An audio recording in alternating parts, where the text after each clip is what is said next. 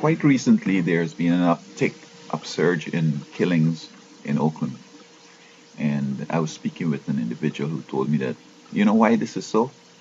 You have the overcrowding in prisons, the lack of sufficient funds in the budget. So they're releasing many of these drug fiends. And it's a turf war.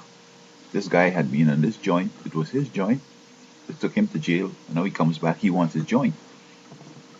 So he will come up to the current joint holder and say, bro, I need my joint, bro. I was taken off the street there and I went to hustle. All these clients you have are mine. I need it back, bro.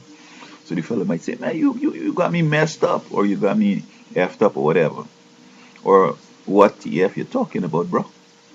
So the guy can do now, he say, okay. So he gonna go home and, build his mind up, well, I'm gonna kill this guy. And so he just chooses time, pass through, see the guy out there, by himself perhaps, and ride up and just knock him off and ride on. This video here, it's one that I'm not sure, nobody's sure what's the motive for the gunning down of this individual. But he was waiting at the bus terminus, at the bus stop on 80th Avenue and International in Oakland. And this person walked up and, hit him up in his head with a gun and, shot him up in his head. I saw about 8 yellow signs that indicate places of the shells. And they took him off the hospital and he died. So this is that video about it. And so with the, I have a recommendation. I think what governments need to do is, when these individuals are being released, the conditions they could be released on is that you wear a monitor, the ankle brace, and you're not to associate with any other felon. Nor are you supposed to go back in the area where you are doing your drug dealing, and perhaps you need to stay home. So we monitor him. We know if he leaves his home, he might be going to the grocery store, he might be going to the pharmacy and so on.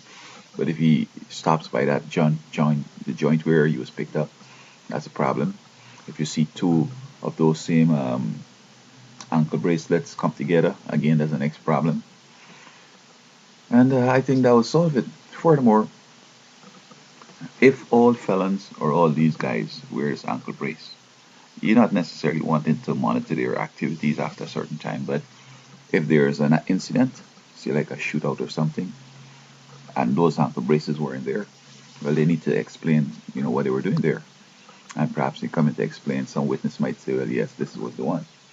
So the ankle brace could be used for several functions.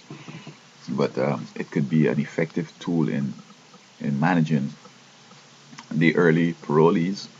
And I think it could reduce the killings, because if he's in the area and a shoot-up happens, we're going to talk to him and so on.